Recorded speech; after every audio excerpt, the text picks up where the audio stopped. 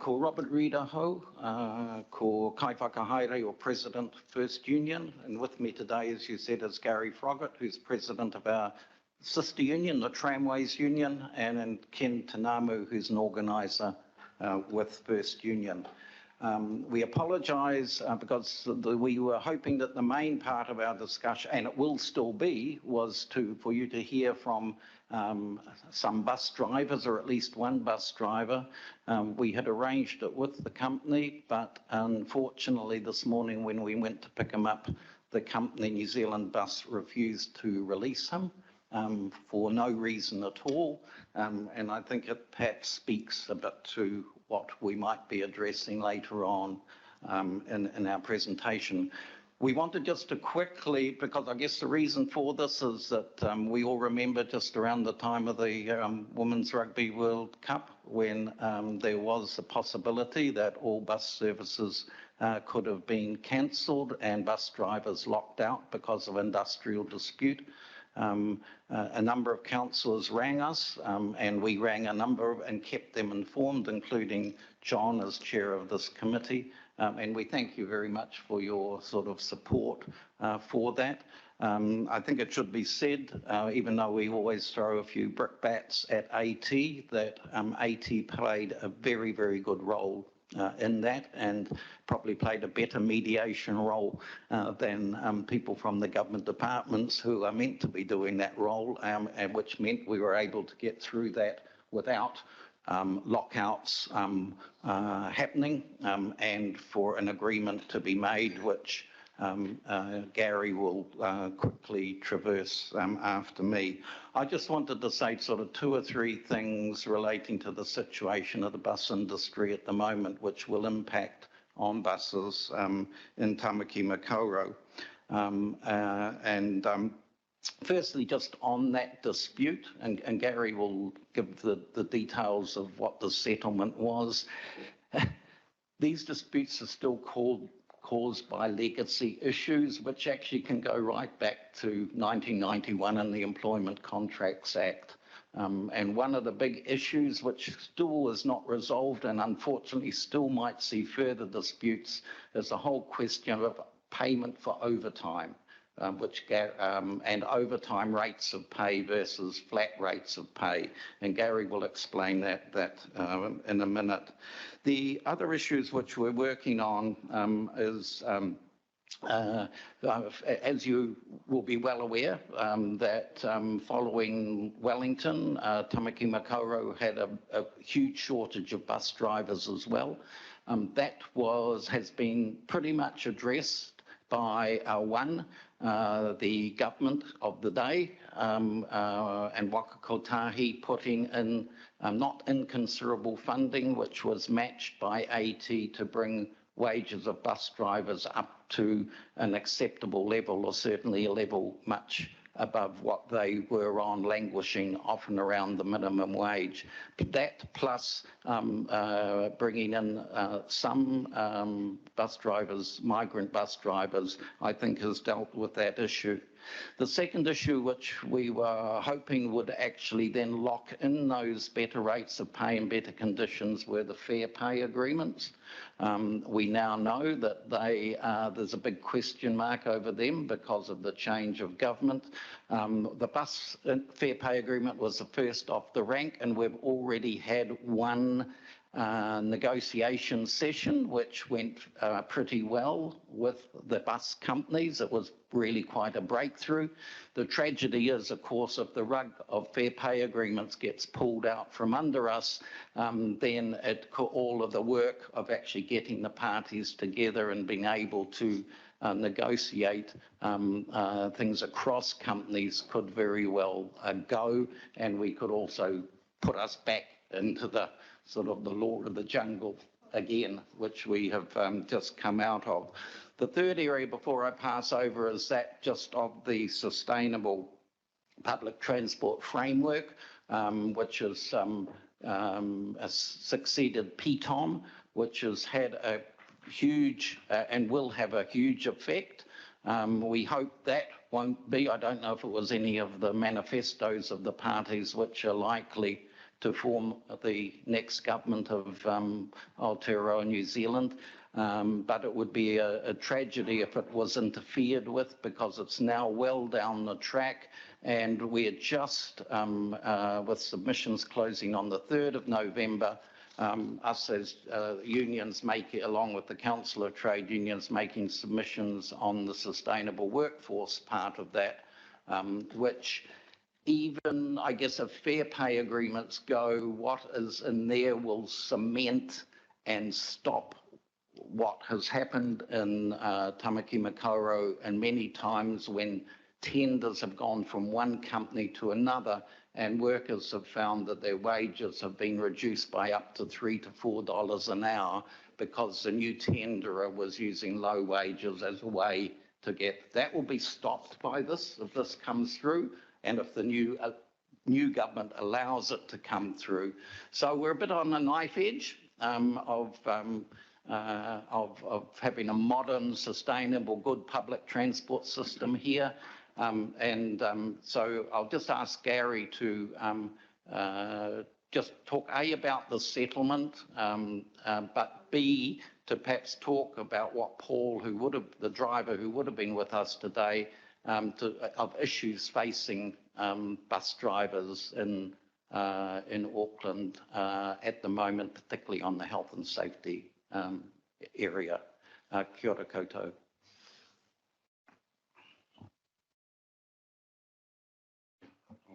Okay. Well, thank you for the opportunity to say a few words. I started as a bus driver back with the Auckland Transport Board in 1965. And 10 years later, when no one else wanted the job, I ended up as president of the Tramways Union. And I've been on special leave for 47 years from the regional council, because I was able to come back. If I wasn't re-elected, I could come back driving. And that sort of didn't happen. I'm pleased to say that the new CA with NZ Bus has been settled. We did manage to reach the $30 mark, and there is 2 rates now put into the agreement, which has helped settle the drivers down a bit. I too would like to thank the councillors for their support, and special thanks to Stacey Van Putten for her input. Although she couldn't take sides, she did come along to one of our sessions and was able to answer a number of questions that we had. However, there are some issues still to resolve, and by way of background, can I advise that our first shift sign on at 4 a.m. in the morning, and the last shift signs off at 1:30 a.m. the following morning. The Transport Act allows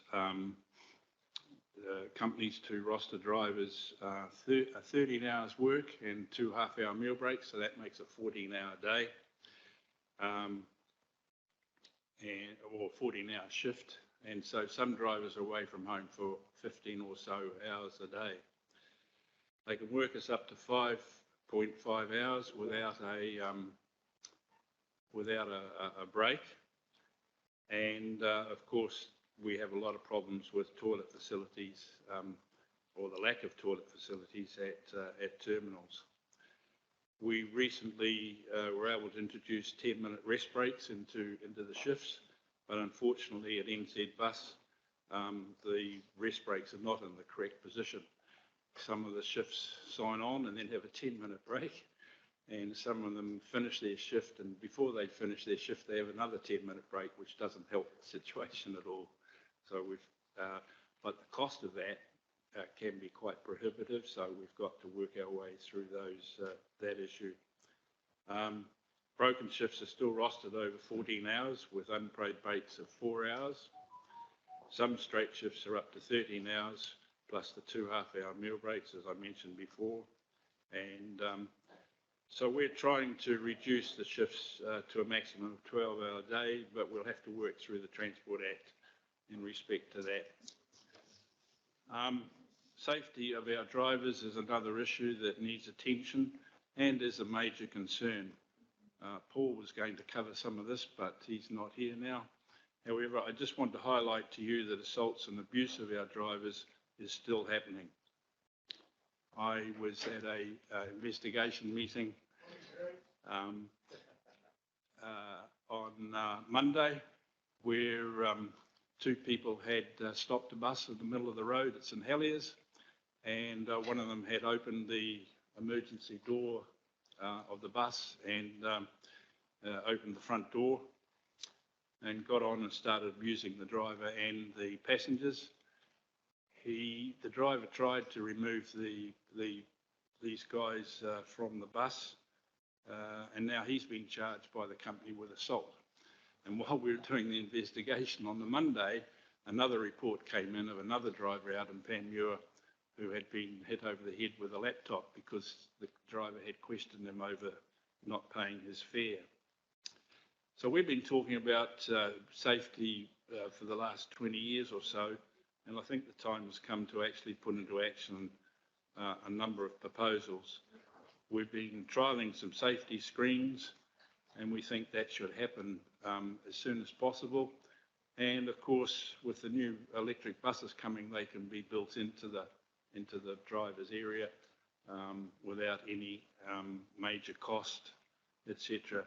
We've currently set up a de-escalation training program, and we're going to try and re-educate all the drivers, but it's a pretty slow process. The company hasn't been particularly supportive of that, but they're restarting that now through some submissions that we've made. Cash is no longer collected, and we continue to talk to Auckland Transport about not reintroducing cash, and they support us on that 100%. And that certainly has made the job a little safer from that point of view. But there is a loss of revenue, and you're losing thousands and thousands of dollars through people getting on the bus and not paying their fare. Finally, can I mention that I support Wayne Brown's proposal to provide buses with traffic transponders to allow priority through intersections, and I think this should be given more attention. I also support Mike Lee's suggestion to trial his trackless tram proposal before we spend millions of dollars putting down tram tracks again. In 1956, this council, or not this council, pandered to the motor car and took away the trams at that time, and that was a comprehensive, very efficient system. I spent a couple of years on the ARA Urban Transport Committee in the late 80s, and I and others argued against getting rid of the trolley buses system that we had, pollution-free, renewable source of energy, easy to drive, quiet, great system. And I just mentioned that in Wellington, 2 years before they pulled the whole operation down, they spent $4 million renewing the overhead wires. We never seem to learn these sorts of things. I also argued that it was a major mistake to sell the Yellow Bus Company to the Stagecoach Group, or particularly with the depot land, instead of leasing it to them. So once you've sold the land, you never get it back. And Stagecoach then went on to sell off half the properties, and when Infratil brought out Stagecoach, they sold off the rest of the depot land that was not leased. The old Roskill depot was ideally suited for light rail. The current Roskill depot is now on leased Kiwi Rail right-of-way land, the area now not sufficient size to house the current company administration, driver facilities and bus parking area. So thanks for the opportunity to say a few words. Okay, thank you very much, Robin and Garen. I'm sure there's going to be some questions here for you and Ken also perhaps. So we have 3 questions, Councillor Ferry, Lee and Henderson.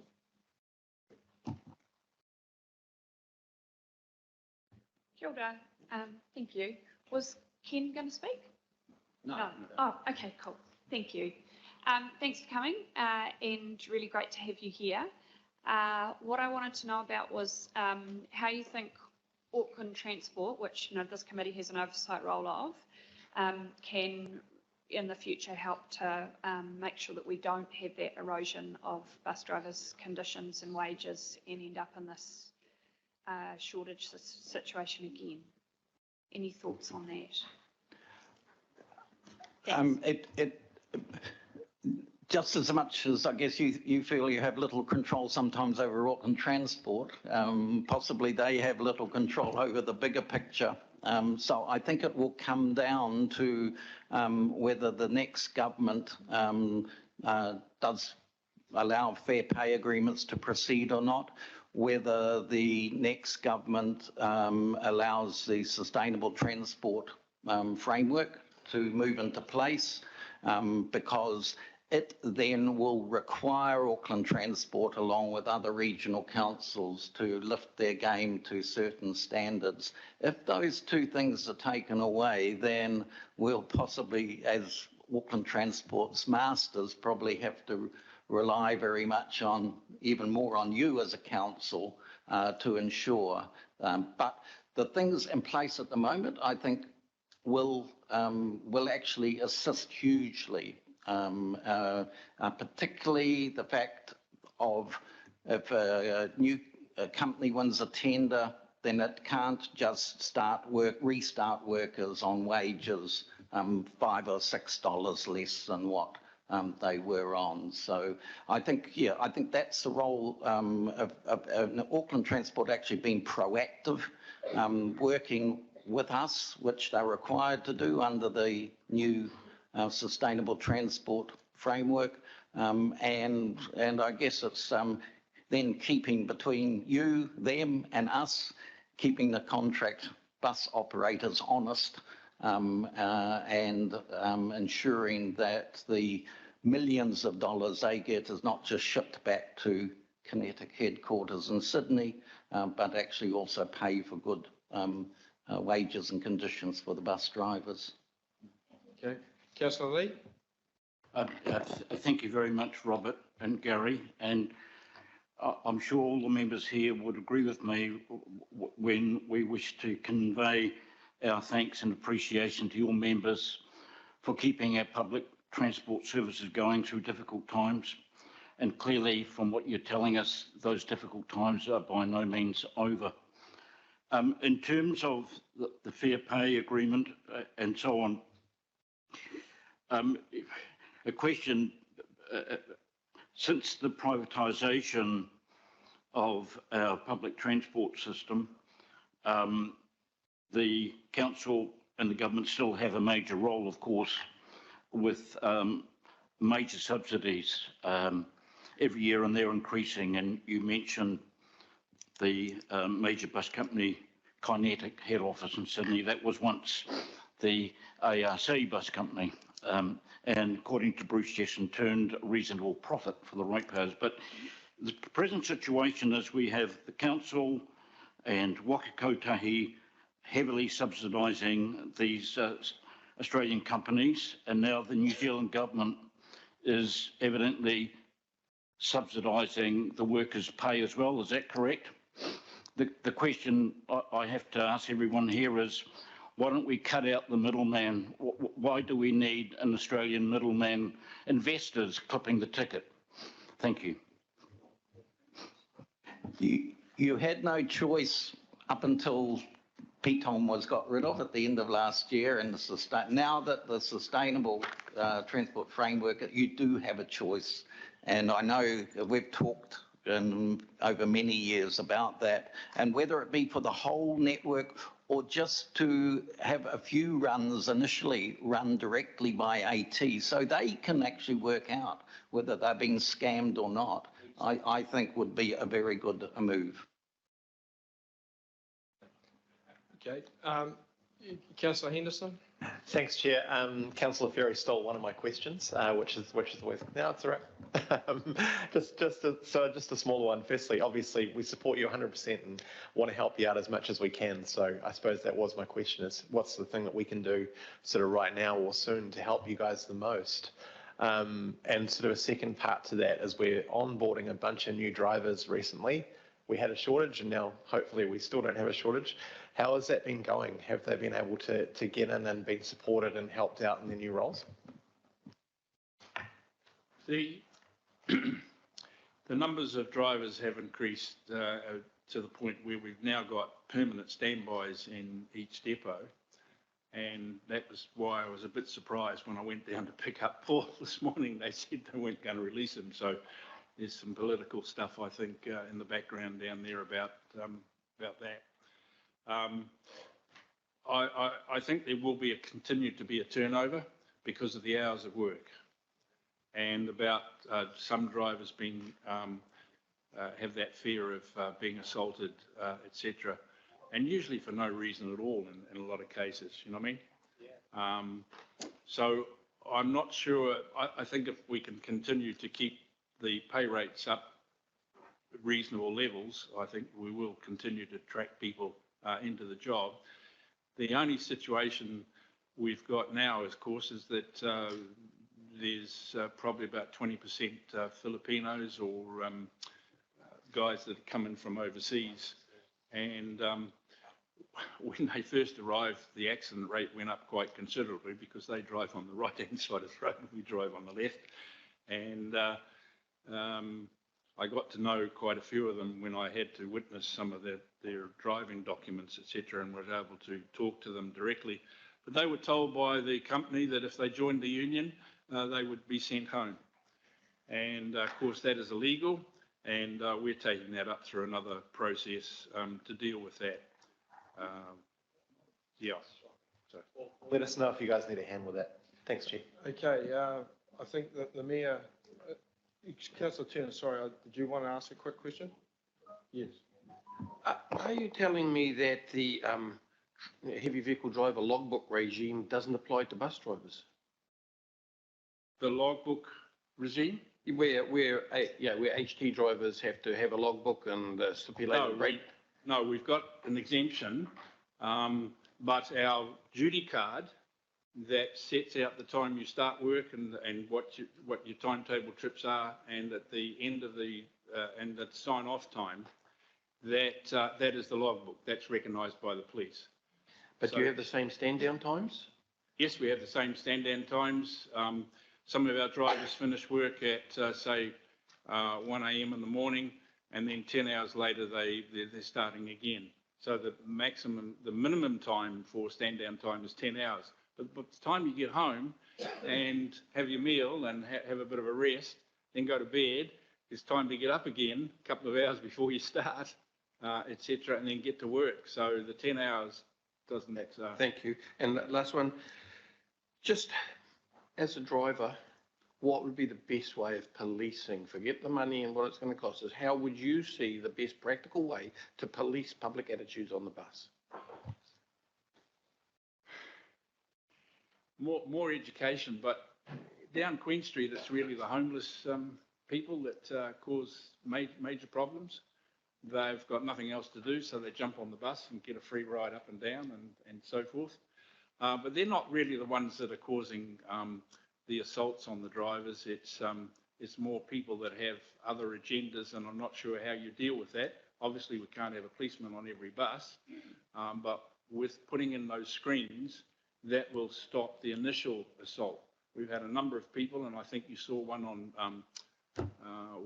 YouTube, where he was punched while he was still driving the bus, and then he got out of his seat and then kicked the guy in the backside as he was trying to get him off the bus. Well, we got into real trouble from the company. They didn't want the publicity on that. And in fact, that driver was given a final warning, which we appealed. So we're not getting really support from the actual company. They say in their code of conduct, etc., that safety is our first priority, but it's not in practice. The other thing, I guess, is we'll continue with the de-escalation training, and it's something that I suggested. We've got support from Auckland Transport, where the driver is told not to argue with the passengers under any circumstances, just to keep their mouths shut. But of course, they've been trained in how they're supposed to deal with it and say to passengers, why haven't you paid your fare and so forth. So it's a little hard sometimes to change their attitude. So through this de-escalation training, they'll get the message now not to get involved. There also seems to be the buses seem to be the poor cousin compared to the rail network of just people around. When I take the train, there's people on every station, security and that sort of thing. But when I take, of course, the bus, there's the poor bus driver, and that's it. Okay, I think that the Mayor has been keen to move that the committee receive the input from First Union, seconded by Councillor Ferry. Mr. Mayor, you just wanted to say something by way of conclusion there? Yeah, thanks for showing up. Gary and I are old mates, which would surprise people, but I'm a business background that actually quite likes to see workers on boards. And so I'd be quite happy to see, I don't know why you don't put your name forward for the AT board. And thanks for... Bold now, mate. Hey, no, mate, you quite... Have you had a look? He's on the board. Thanks very much for that. I like the wisdom of reminding us some of the dreadful decisions that this council has made over the last 50 years. I've just been in Melbourne where they didn't actually remove the trams. And it's just made it a great city still. And it's cheap. And we've had trolley buses in, out. We've had trams in, out. We've had light rail stuffed up, not getting anywhere, and possibly still isn't a bad idea. So it's good to hear the ancient wisdom sometimes. So I'm prepared to move that we receive this, and thanks very much. Cheers. Okay, it's been moved and seconded. All those in favour? All right. Okay, Karen, I'd just like to thanks very much, Robert, Gary and Ken, and we look forward to perhaps making this a more regular occurrence so we keep up to date with what's actually happening on the ground. So thank you very much, gentlemen. Mr. Chairman, just one comment. In terms of bus drivers who intervene to help passengers and get in trouble with the company, under the Health and Safety at Work Act, bus drivers, train staff, people providing public transport operationally do have a responsibility under the Act for the health and safety of those passengers, and the Aussie company should know this. Thank you. I think that's certainly something we can pick up. Okay, thank you very much, gentlemen. I'd like now to call Bubsy Moran to the table, and Bubsy will be addressing the committee regarding item 11 on the agenda, the Public Transport Growth Program, and to give us a little bit of an insight into the experience of students and the community using public transport services. We've got a PowerPoint. It's over to you. Bubsy, welcome. Will you ring the bell when I have 30 seconds? Yes, yeah. Great. Okay. Tēnā koutou, tēnā tātou katoa. Ko Bubsy toku ingoa I tipu mai ho ki Los Angeles e nari tamaki makoto toku tūranga waiwai I Nahene. Hello, my name is Bubsy. I'm from LA, but I've lived in Tamaki Makaurau for 15 years. I've been riding buses to and from the places I've needed to get to for as long as I can remember. I remember riding the bus year 8 to subsidized dental appointments for 1 hour to UCLA Dental School. I remember busing to high school like these young boys waiting for the 105 on Richmond Road. And I remember busing to San Francisco on nights out when I was a freshman at UC Berkeley.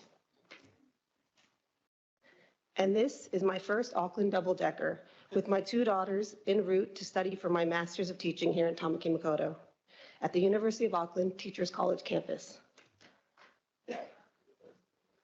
For myself and for my children, the bus is something we can trust to help us independently reach our destination.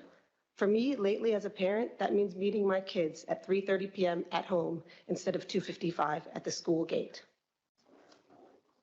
Making fares free for more people, and particularly kids, allows for these positive experiences to continue onto older ages, but also it allows to tackle the cost of living and to reduce emissions at the same time.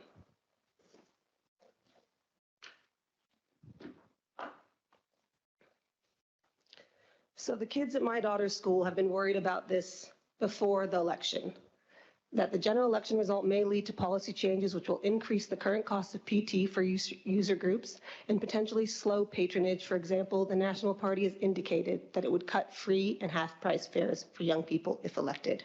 And for my family and for kids at schools, this is a worry.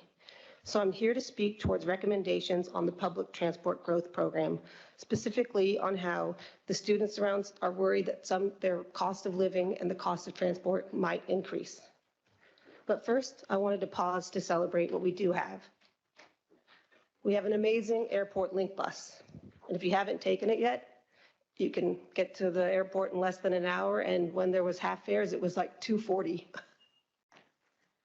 If any of you have never had a ride on the Northern Busway, your chance could be on you can also take the bus to the rugby, and you can also take the bus for free to a 660 concert. And if any of you have never had a ride on the Northern Busway, your chance could be on October 29th at the Auckland Marathon, where your bib is your ticket to bus it before you run or walk it. We love and appreciate our Auckland public transport. We also can celebrate our drivers more often. I work sometimes overseas in the States to help promote public transport, and this is what they do overseas to celebrate their drivers. That is my number 8 that I used to take to UCLA Dental School and Metro Los Angeles. They do the phasing, so when I got my visa to come to New Zealand and to travel, all the buses turned green for me, and I could go from Santa Monica to LA. And we celebrate that regularly when transport works well. We can also try new things.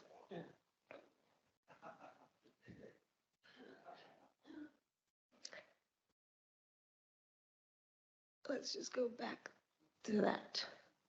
So in the face of central government cuts, we have funded initiatives that can be put on hold if it means our youngest and most valuable customers will have the barriers removed from them. And that is simply just not by taking away from what they already have. If we had to choose, we could delay the customer acquisition hop subsidy, for instance, which is found on page 2 of the amendments. We may not be able to raise it to 15 with the new government, but we can keep it just the way it is for our kids today. We can also assign that funded, dedicated manager away from the private employee subsidy to instead 300 to 500 schools and help them better use our transport system. If you are wondering what the traffic might be at 8 a.m. on any given weekday during school time, I can tell you what it is. It's kids on their way to school. Imagine you are age 12 to 13. What are your options from A to B, and how large is your world? By intermediate school, you know how big Tamaki Makaurau is, and that if the only affordable option is the family car, you'll take it. But if the option is there, and it's too hard to resist, and you're already become an expert and have learned to take it to school, these last few months, you know it's easy, you know it's fast, and you know it's reliable. And wait, it's even free for you because you're under 13. So you'll say to your parents, nah, don't worry about taking me to school. I'm going to grab the bus. It's so easy and it's free for me. Tēnā koutou, tēnā koutou, tēnā tātou katoa. I'm free to take questions. Thank you very much. Obviously some excellent visuals there. We have a couple of questions, Councillor Hills and Councillor Ferry. Kia ora, Chair, thank you. Thanks, Boopsy, and thanks for the fantastic presentation and always on social media promoting the good, bad and the ugly of our transport system and trying to improve it, and also providing us with images, because we do hear a lot of misinformation around this table and around the place around who is and isn't using the system. So just want to appreciate that. My question to you is, I guess, what is your message to the Mayor, to the government, the new government, which have announced they're going to be cutting that free transport for under 13s, cutting the half price public transport for under 25s, cutting the public transport subsidies for those with disabilities who get the, I can't remember what the name of the Community Connect as well. I guess, what's your message to the Mayor when he's in his first discussions with the government? Because what can you tell him to tell the government around the effect of cutting those service subsidies to kids? When the option for half price came in, the numbers jumped for intermediate students. So where I live is right where 1,500 students go. And when the buses weren't reliable, there was cars on the berm everywhere. And once the buses were back post-COVID, the buses started being less. And once people realized the bus was free, so just every day my daughter's teaching 12 and 13-year-olds how to get home. She's like late a half hour because she knows what I do for as an advocate. She's like, sorry, I'm late. I took a kid all the way down on a different bus number and walked the long way home because she was scared to take it the first time and didn't know it was free. And now her dad meets her at home instead of comes to meet her halfway when she's in the car. So so many kids have just figured out since July how to get home from school, and it's cheaper. So the parents are saving. So what's the kid? One older brother from high school was picking up a kid from Newmarket, and he said, I've been driving my little sister to and from school. I didn't know it was free. She's bused since. And as soon as it goes back to $10 a week, they're back in the car. They're another car in the freeway. If you're wondering what the traffic is after the buses go back, it's parents and siblings driving their kids to school because it costs more to take a bus. That is the easiest thing to keep that we already have. Thank you, Boopsie. And my last question, thank you, Chair. So not only congestion, but what would you spend personally on public transport before it was free? A week or a month? Oh, me? Oh. For the kids? For the kids? Yeah, so $10 to $15 per week. And my younger daughter now, some people start walking too, but we had students walking like 1 hour because it was cheaper. So they're late to class. And another Ponsonby Intermediate principal was saying he was worried about some students not coming to school at all because the cost of getting to school, and we were worried that it was a meeting in May, and we were worried it was going to take 2 years for that half price to come in, and then it just came in overnight, and not all the students are at school. So it would be good data to see how truancy rates have gone down in schools because transport is affordable for under 20s, just full stop. I'm sure since July, the truancy rates have gone down because families can afford to get their kids to school. Okay, final question, Councillor Fury. Thanks very much, and thanks for your passionate advocacy and those great pictures. And it was great to run into me with my kids, and you with a posse of kids on K Road one time. We were both doing public transport adventures, so it was nice. So my question was around how people, you, your family, the kids you're interacting with, but others that you encounter on the system, how they find being on it. What's sort of the experience for them being on a bus or a train, and how could we improve that? I think it's important to celebrate where we are today, right now, before the new government's in, and think, would we want to make it worse? And what things can we avoid to make it worse? Can we at least keep what we have is the point for now. And so taking away bus lines that people have just gotten used to taking, changing numbers, this is all jarring for people who don't have a car at all, which 30% of Aucklanders do not drive or own a car. So if 30% don't own a car and the system has finally got to post-COVID, why would we do that? And so one lady who is an endocrinologist nurse, and I asked people, can I share this story? Because I work sometimes to present and advocate to keep our bus system going well. And right now it's really good and on time. And I left my house at 9:45 and got here at 10. It's on time, whereas 6 months ago, before the riders, I love our new drivers, it would be 2 ghost buses. There just weren't drivers, and I had to accommodate for that. So I'm finally super stoked to catch my buses. And why would you change that? And so the lady I met said she's an endocrinologist nurse working for the Auckland. She goes to all her clinics all over Auckland by bus. She takes the NX1. All her appointments are all by bus, and she's loving it. And people definitely love the NX1. I hear about that a lot. But even the 105 is so convenient. And there's so many buses that are all running well. Why would we want to make it worse if we don't have to? So if we can try our best to at least keep it where it is, that would be a big deal. And if we can keep those fares low, it'll save traffic on the motorway, I guarantee you. All right, thanks, Popsy. There's a motion up on the screen to thank Popsy for a presentation. Someone like to move that? Moved by Councillor Hills, and I'm happy to second that. Thank you very much, Popsy, and Neil was listening to that message, and no doubt we passed on. Thanks very much. Okay, we come now to item 6, which is local board input. We have one received. Just a vote on that. That was moved and seconded. All those in favour? Against? Carried.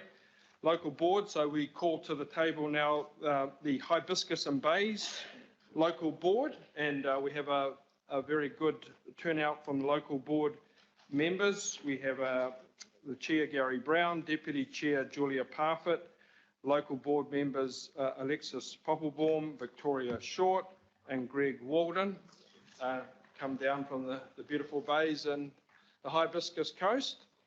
And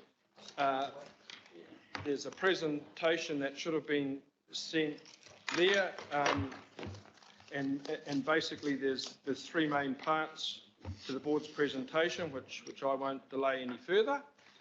And without any further ado, I'll hand over to Gary and Julia. Welcome. Right. Oh, thank you very much. I wished I'd actually used the busway today. I've got a sick husband and I had to drive in. It took 3 times the time. I was just so pleased that our Legacy Council, North Shore City, had steamed ahead and built that busway.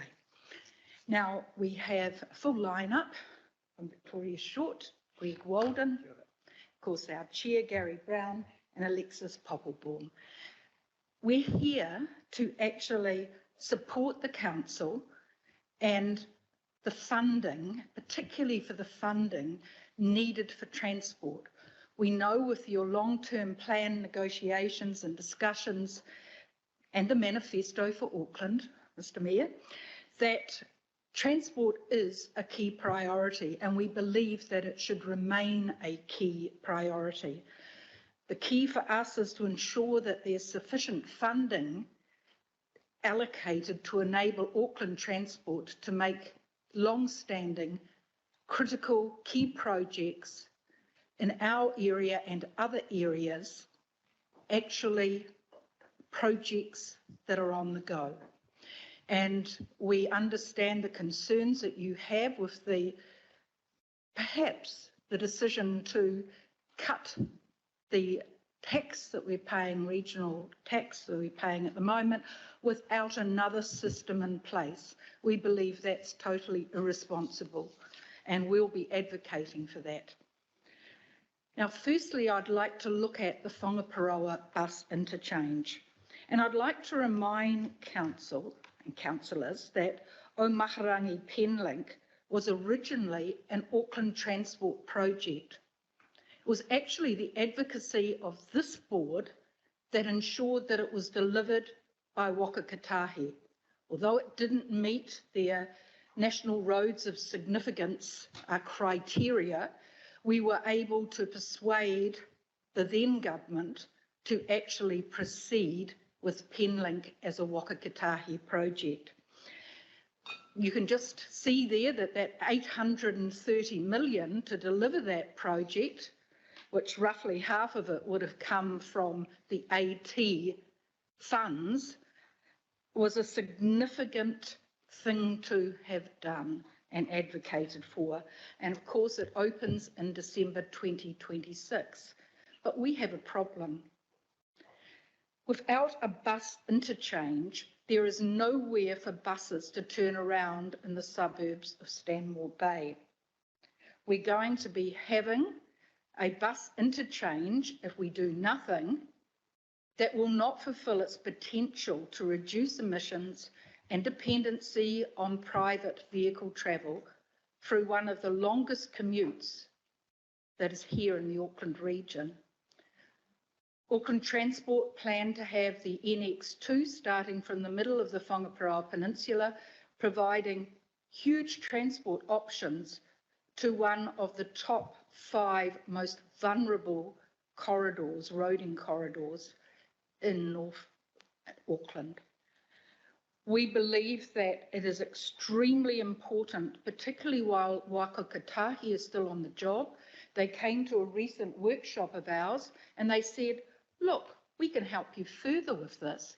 While we've got the machinery, we can help form that bus station area. We believe that's an offer for council that you would be rather foolish not to take up when it's there on offer. It'll be a one-off opportunity. And we'd like to remind council that as well as saving Auckland Transport the cost of delivering this project, it made lucrative money for Auckland Council and Auckland Transport because they sold off the land that had been acquired by the legacy Rodney District Council to Waka Kotahi for a sum of over 100 million. We've been trying to actually establish the amount of money that passed hands, but that was significant. we've worked with AT on this and we've advocated it for the last 3 years. But as of the most recent iteration, that bus interchange was not part of the equation, though we know that Auckland Transport would like to actually see it part of their plan to deliver. The Gulf Harbour Ferry. Now, if we can... Right. This was an extremely popular route, but unfortunately, the unreliability of this route since 2020 has significantly reduced patronage. At one point, they had a cancellation rate of about 5%. Now, there's been more recently a cancellation rate of 50% and higher. So we've got an option that people wanted, and we want to ensure that that option remains, particularly for those people to the east of the peninsula. We all know that, you know, particularly our North Shore members, how difficult it is being part of a peninsula, you know, in terms of transport options. This has been significant as a route that had increasing patronage, and we're hoping that their decision to actually go down to one peak hour service is looked at again. You know, while we've got this argument that we can't get enough ferry crew to actually man it, and we know that other companies aren't having the difficulties that Fuller's have in recruiting crew. In fact, they appear to be recruiting crew from Fuller's staff. I wonder why that is. But it's really an important, it's a very important key link. And while it is a service now, will it be a service in the future if you deplete it to that level and for it to be so unreliable and uncertain? So we would like to see council doing something through Auckland Transport about boosting public transport options. Say something as well. Yes, certainly. To carry on further from there, also you've got the element of if the roads are closed off at Whangapara, you have no other source of escaping or finding any other place to get into the Auckland City area. So the ferries have become that way.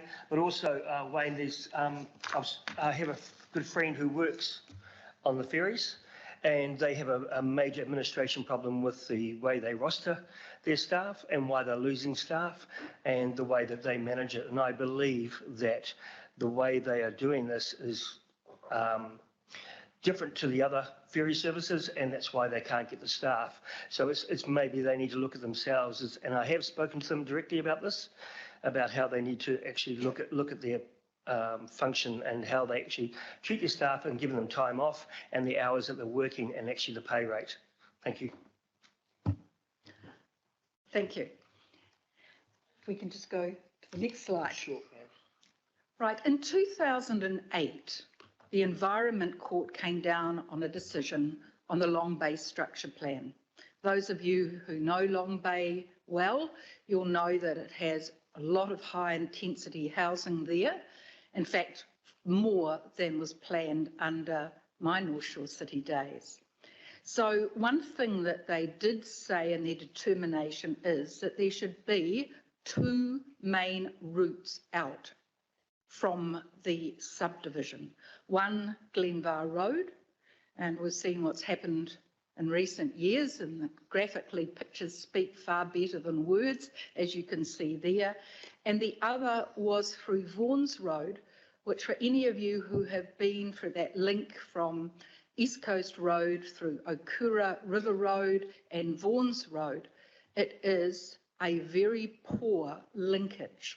It's a rural road, it's not wide, heavily potholed, no lighting, and that's a situation it's still in today.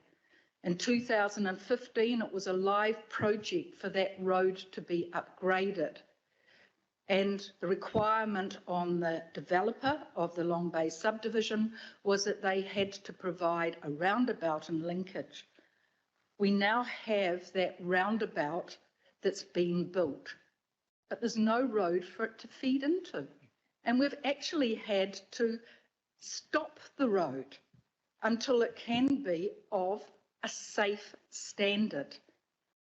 Now, there is an interim project that we believe needs to be there on the books. The first stage would allow for some of the work to be done and in such a way that it wouldn't have to be redone when the final stage was completed. So we'd like you to see the promotion of that project in the Regional Land Transport Plan. With the closure of Glenvar Road, it's just shown us, luckily it was reopened last week, but it's shown us how vulnerable the transport connections out of Long Bay, Torbay, Waiaki communities are. These communities need transport options.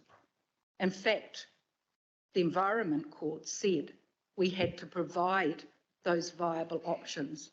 This board came about 7 years ago and luckily got the support of Council and the Auckland Transport Board to get the then developer, Todd's, to deliver Glenvar Ridge Road, which provides a key linkage. We believe that the Glenvar Road is similarly, we now need to do the rest of the work. Luckily, the work that we've done and that Auckland Transport has done, and they've done a superb job in fixing Glenvar Road after the storm events, has meant that a lot of that work does not have to be done again. We've had so many business cases. It was a live plan in the Regional Land Transport Plan last time, but it still hasn't been delivered. The actual numbers, volumes of traffic using that mean that that road is critical, and particularly the realignment of that road and East Coast Road. And that brings us to the end of our presentation, and we're here and available for any questions that you might have. Thank you very much, Julia. As I said, we've got an excellent turnout from this board, so I'm sure any of them will be glad to answer questions. Councillor Walker. Okay, so I've got a question around the Gulf Harbour ferry run, and of course the situation is far worse because the service is now down to 16% of what it was, and as you point out, only one peak trip. So given the issues with crew and ferries, would you be advocating for fullers who operate the run to relinquish the service, which is what has happened in some of the North Shore runs, so that other operators can move in the short, medium and long term? Well, you're absolutely right, Councillor Walker. We would be advocating for that. We believe that they haven't been able to meet their service obligations. We've asked a number of significant questions about their contract. We know that other operators have expressed interest, but they don't want to come in as subcontractors to fullers. They're really concerned about that. They need to have certainty to be able to provide ferries for the future. Thank you for that question, Councillor Walker. Any other councillors got a question? I've just got a very quick one that goes to the situation that you referred to on the top part of the bays. In terms of the Glenvar Road project and Vaughan's Road, what's the practical effect, given you've got one of the biggest secondary schools in Long Bay at the end of the road, what's the practical effect of any slight disruption or congestion on that network, given the massive development that's occurred in Long Bay and the development around Torbay and elsewhere? What's the effect on that community that we've witnessed, say, over the last 6 or 7 months? Well, it's been extremely massive. For example, the turnover of the businesses in Long Bay itself, as they haven't been able to be accessed easily by the wider public outside of the Long Bay subdivision. It's led to the closure of a couple of restaurants. Speaking to the supermarket owner, his turnover has been affected heavily. We've also seen a number of the other minor roads having to be used for detours.